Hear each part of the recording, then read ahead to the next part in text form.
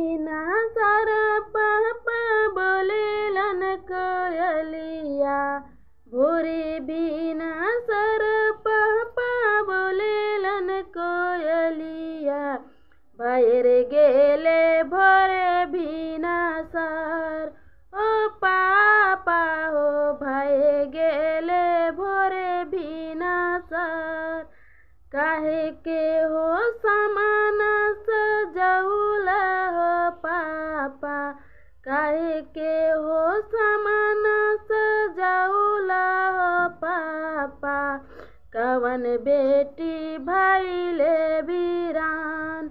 ओ पापा हो कवन बेटी भइले वीरान तोरे लाए सामान सजलियोगे बेटी तोही बेटी भइले वीरान